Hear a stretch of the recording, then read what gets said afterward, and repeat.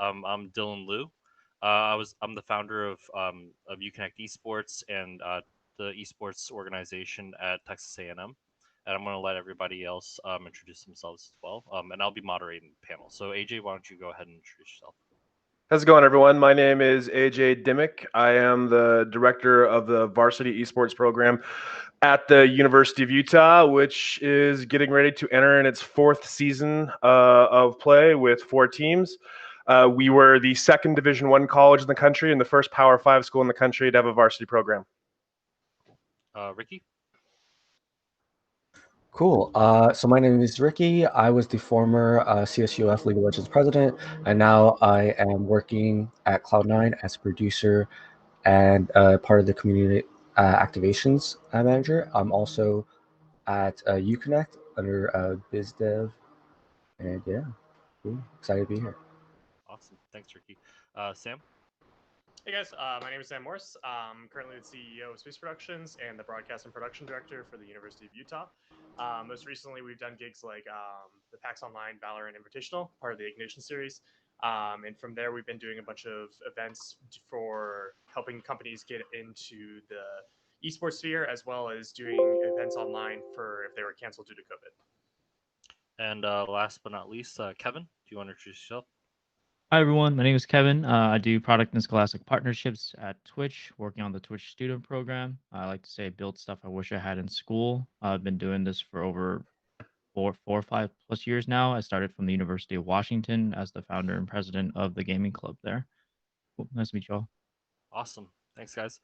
So we're going to start off with collegiate esports organizations. You know, the whole collegiate esports scene was first started by the students themselves, and even today it serves as kind of a core foundation on which the other facets of collegiate esports are built. So Ricky, can you give us an overview of what these student organizations are? Yeah, sure. So I think it depends on from school to school. I think every school has their own way of running their own club, and I think that's very important. It kind of that diversity allows you to see what works for your school and what doesn't. For example, at CSUF, we had two different clubs. So we had one specifically for League of Legends, and then we had one for gaming in general. And I think that it has its pros and cons.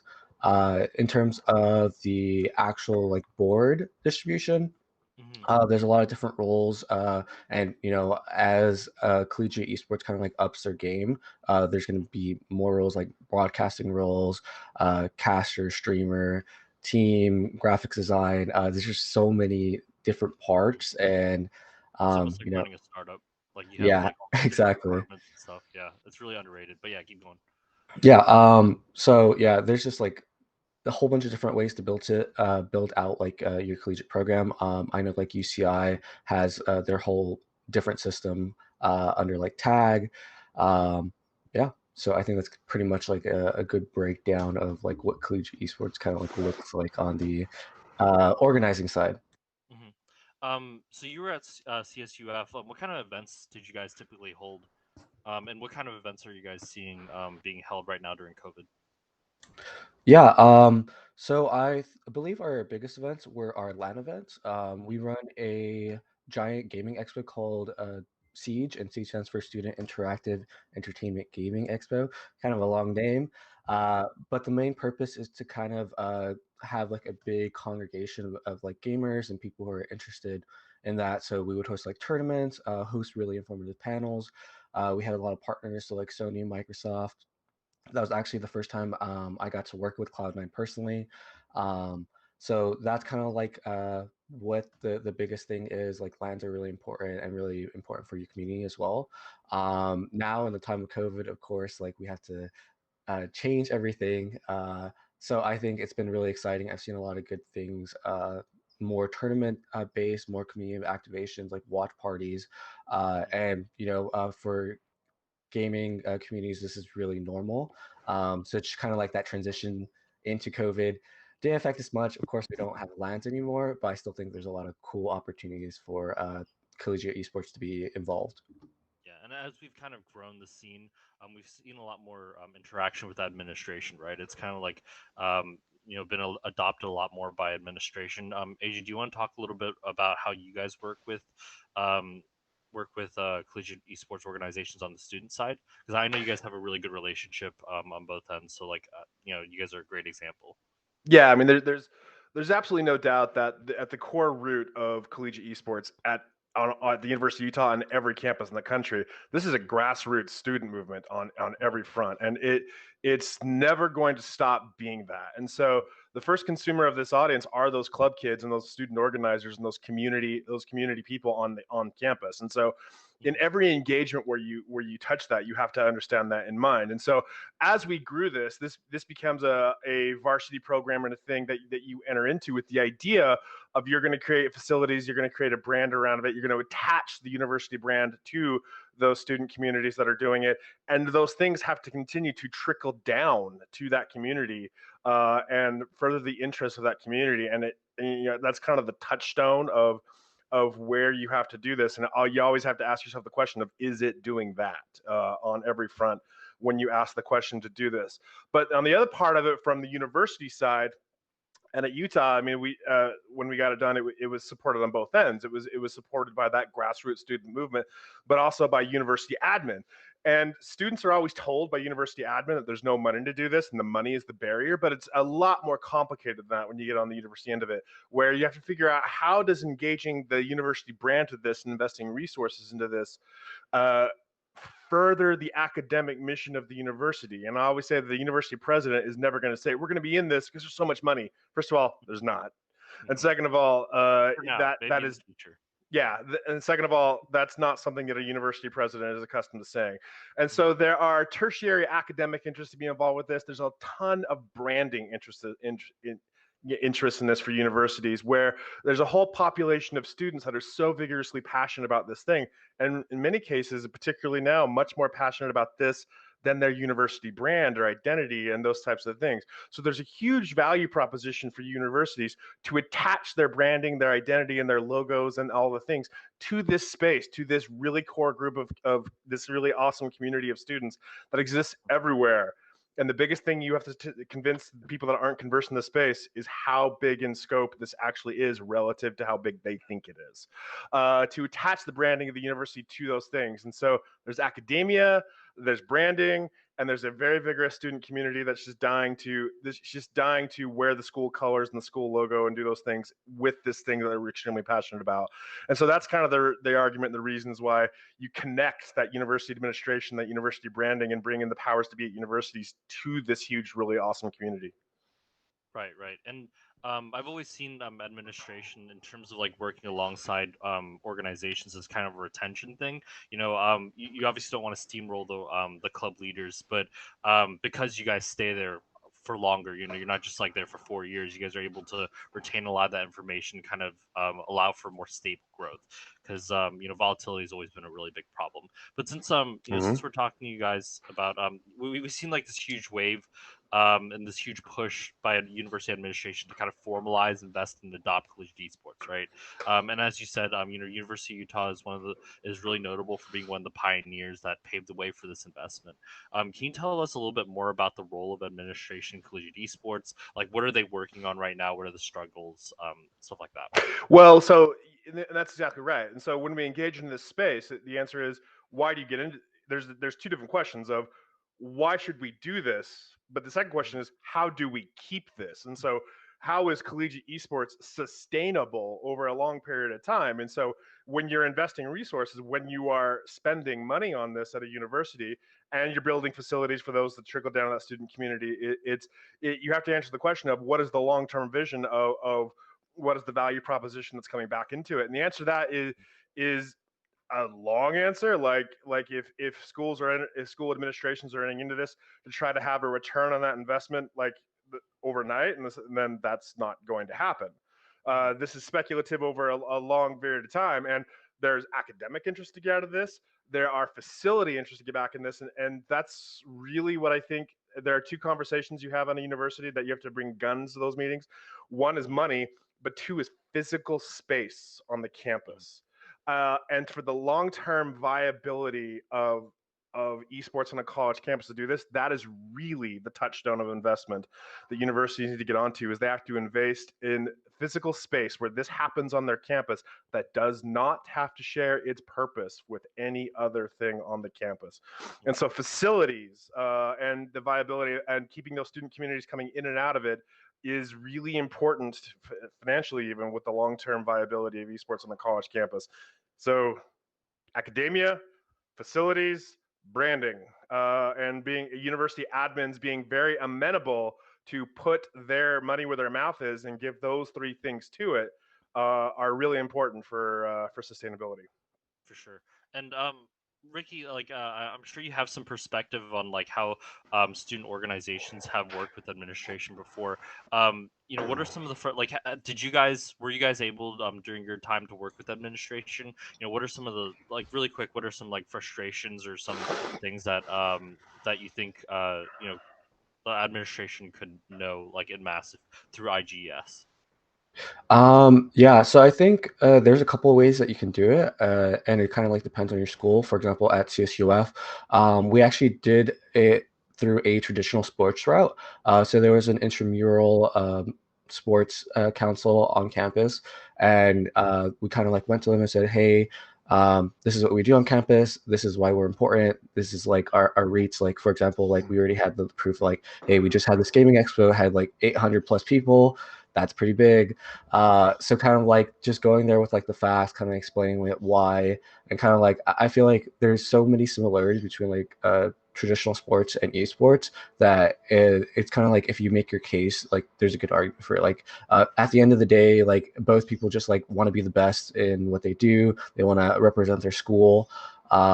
So kind of like just having that conversation and just being open, because I feel like there's a lot of like conflict when it comes to these administrations. Like sometimes they don't really have the understanding, or they can't really make the argument. But I think like persistence is like really key to having that conversation, and just be like willing to go back to the drawing board and coming back to just like fight for what you want.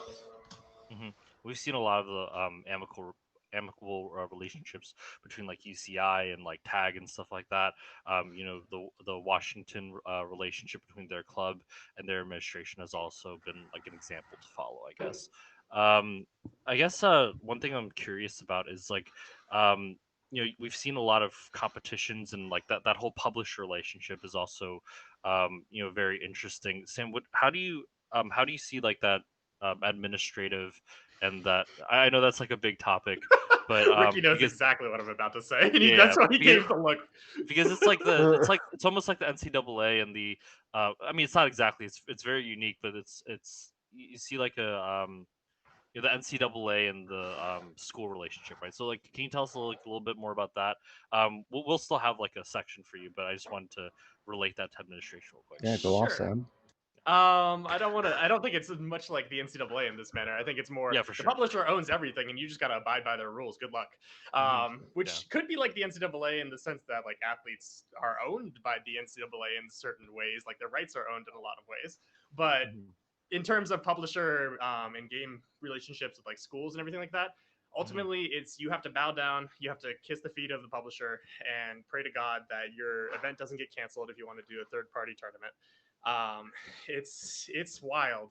Over the last couple of years, though, it's gotten a lot better. I would say stuff like League of Legends with their Valorant event that just came out, our Valorant guidelines that came out, they made it a lot less intense, a lot less hoops that you have to jump through to get your event approved. It's pretty much you just have to do certain things, and as long as you do those certain things, they won't come down on you, like the wrath of God. But there's also stuff like that we've seen, like when we first did Pac G, and that was our initiative to bring together all the Pac-12 schools to do something incredible and do a league and unite the Pac-12. And we did Overwatch, League of Legends, Rocket League, and Hearthstone. And at the time, this was almost what, a year and a half ago, 2 years now, AJ. It's been a while. It's been a while. But it basically boiled down to Blizzard owned a lot of all the rights for these games and all the distribution rights for these games, and we had to come through and either jump through the hoops or pray to God they didn't shut us down. And it was incredibly difficult compared to games like we've done like Rainbow Six in the past. Space Productions helped put on the College Rainbow Six League. And for that, we brought in a whole bunch of schools, had a whole bunch of competition. We even had an activation at like DreamHack Anaheim. And Ubisoft more or less was perfectly fine with that. Their guidelines were very, very, very, very loose. It was basically like, don't defame our game. And I'm like, cool, I can do that. And they didn't have like limits on prize pools. They didn't have limits on anything. It was just, you have fun with our game, promote our game well, and we won't shut you down. And I'm like, cool. Go for it. I mean, I'm going to jump in here for a second. For sure. For the long term, the college esports exists on a scope. And frankly, it's not as big of a scope as maybe it could be. And for what the NCAA is schools governing themselves. And people talk about the NCAA like it's this huge monolith that's imposing itself on the schools. It is the schools. There's a board of trustees, there's the presidents. They are self-governing themselves. Poorly, perhaps, but that is self-governance. We have no notion of self-governance in college esports. There is nothing. The publishers call every single shot. And so when you're talking about growing college esports to a bigger, sustainable level, this is the huge problem. You can't get investment from administration over these things when they don't decide anything. AJ, what do you mean? We have the RSAA. We're self-governing, right? Yes, absolutely. And we can influence and be heard, and the voices are heard.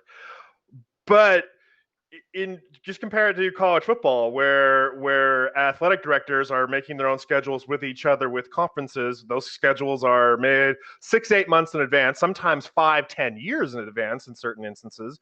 And what you can do with content and branding and the things you can do with content when you call the shots, relative to being told by an external party who you're playing 72 hours before you play it. And it's a soft thing until everyone's in actually lobby and it's actually happening. It's just a problem we have to solve.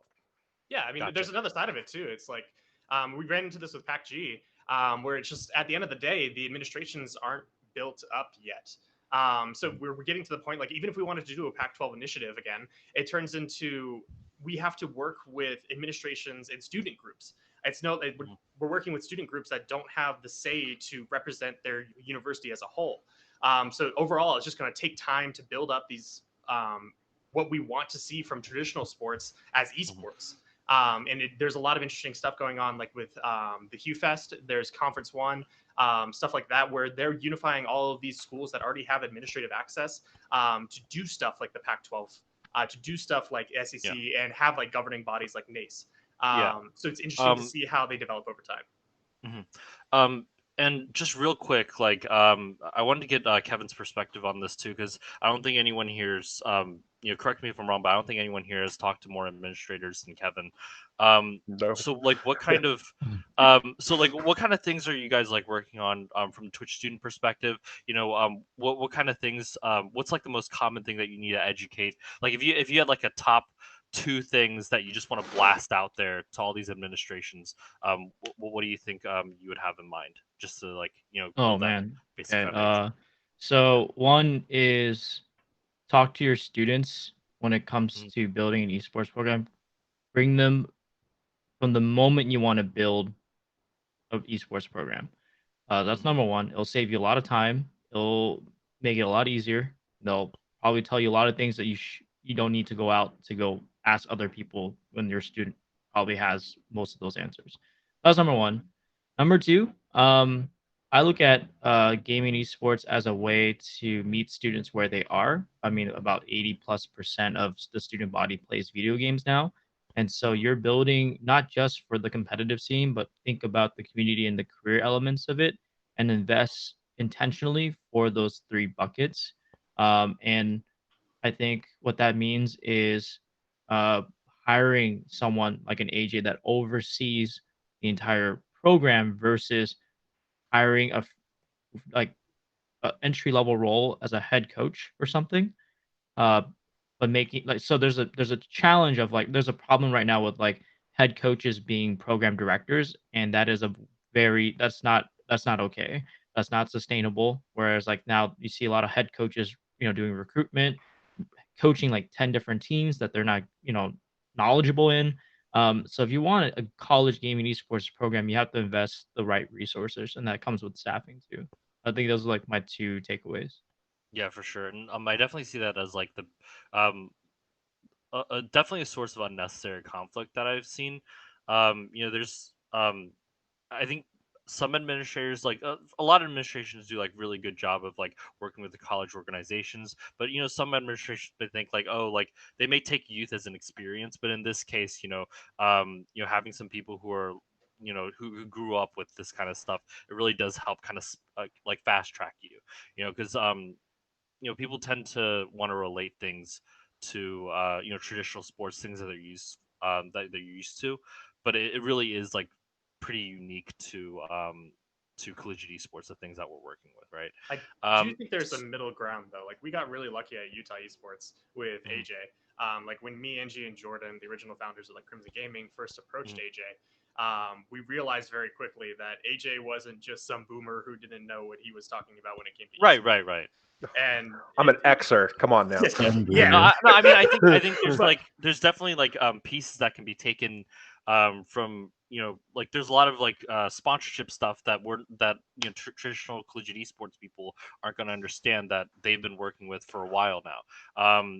But then there's like other like community stuff or other like like new games or like new structures, things that they might not have worked with before that younger people might be able to give some insight on. Sam, really quickly, since we're talking about like kind of mapping things out, um, I want to. We're a little crunched on time, but I want to give you like 2 or 3 minutes just to give us a really quick overview. So collegiate esports wouldn't be esports without the competitive aspect, and we've already touched on this a little bit. In the competitive scene, while having some similarities with traditional sports, it's very unique. So can you map out what the competitive side of collegiate esports looks like?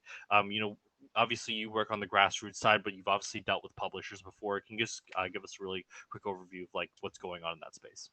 sure. It's interesting because it's both centralized and decentralized at the same time. Mhm. It depends on the title that you're looking at. A lot of times you hear people in esports kind of referring to esports as this huge thing. It's like every title is considered esports, where that's the same thing as saying sports is sports and not correlating it to stuff like soccer, basketball, and like every other game under the sun. Um, Mhm. it's the same in esports, and people don't realize that sometimes. The difference Mhm. is, though, in traditional sports, have a very centralized approach. You compete within your conference. You compete under the NCAA. It's easy peasy, or not easy peasy. There's a lot of legal Mhm. behind it, but it's Yeah. easier to get into it. Mhm. With esports, it's very, very decentralized and scattered across the wind. A lot of esports directors run into conflicts and challenges of figuring out what game do we want to be under, what title do we want to align ourselves with, how long do we want to align ourselves with? You see programs like Akron choosing Rainbow Six, but you see programs like Utah choosing League of Legends. The overall Mhm. consensus is League of Legends is like one of the primary ones. It's been around forever. Mhm. They have a pretty well established scene. But you start to see emerging ones popping up all over the place, kind of driven by these grassroots initiatives. For example, like the college COD scene, CCL. I have a huge amount of respect Mhm. for those guys.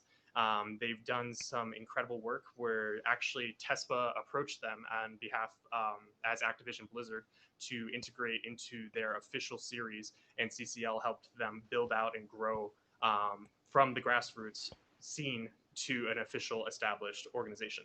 Yeah. So it really And I depends just on wanted what to kind of titles you want to get yeah. into. Yeah, and I just wanted to give like a shout out to like it just like kind of illustrates the entrepreneurial spirit of the student collegiate scene. Sam founded Rainbow Six college Rainbow Six. That created a really significant community around the Rainbow Six community, and then you obviously have the Call of Duty the CCL, I think, or Yeah, CCL. yeah, CCL that was created by students, and then College Carball. They've really taken ownership over the collegiate Rocket League scene.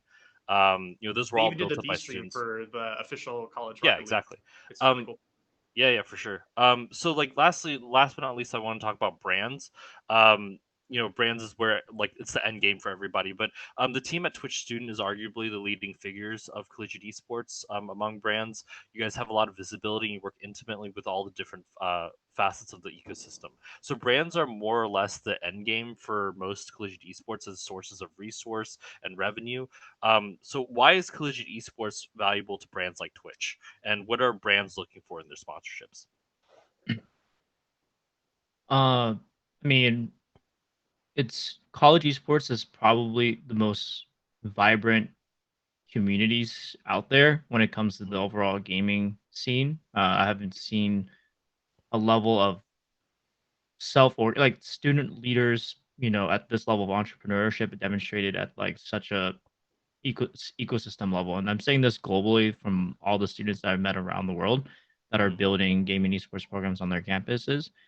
There's so much enthusiasm in this scene because I think we're trying to build stuff we wish we had. And I think that's Mhm. why we like people like AJ, Mark Deppy, Kurt Melcher, when they started their gaming esports program on their campus, they shared everything, right? They were so open to giving and sharing and um, and just want other schools to level up because they see, they think that this is important to them. It's not like, hey, this school versus that school versus that school. And I'm really appreciative of that, like that culture that they started with. I think that kind of imprinted that all across the ecosystem, right? With like the Mhm. ECI esports conference as well, things like this. And so for brands, I think that is really exciting, especially for us here. I think with Twitch, we see ourselves as we grew up.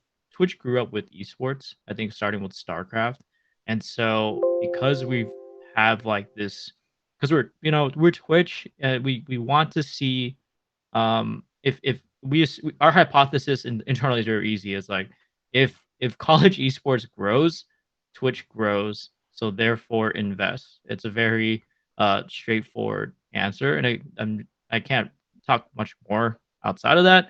But I'm thinking if if you're a brand and you want to invest in this space, you know Gen Z and Generation Alpha is where you want to be. Right? I think this school year is when Generation Alpha hits high school for the very first time.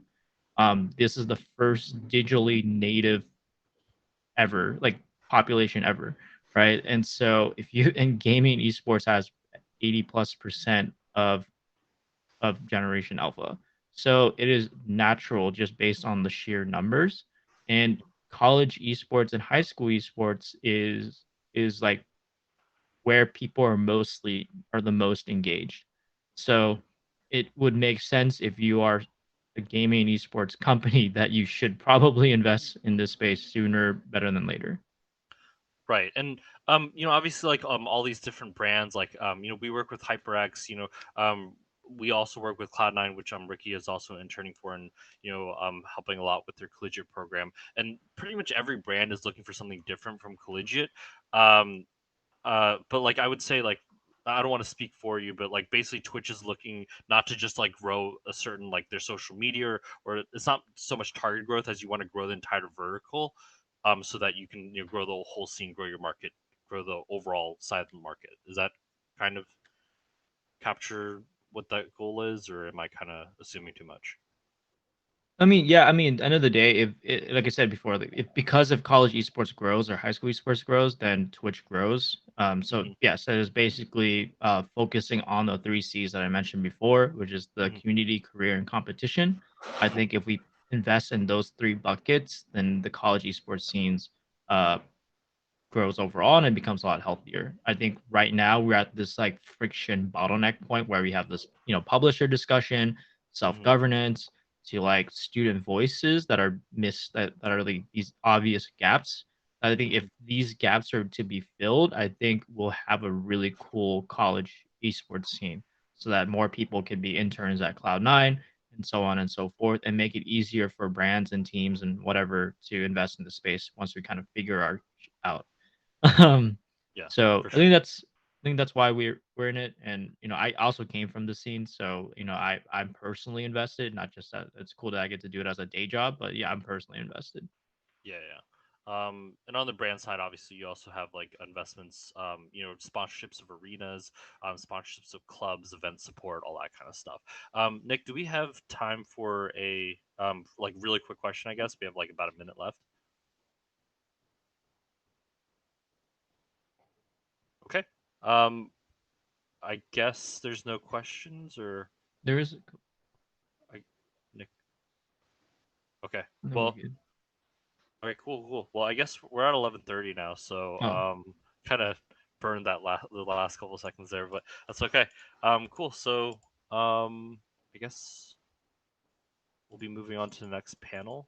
Thanks for everybody for joining us, and we're looking forward to a bunch of really cool panels for the rest of the day. So yeah, thanks guys. Thank you, guys. Thank you, everyone. Later. Thanks, guys. Bye.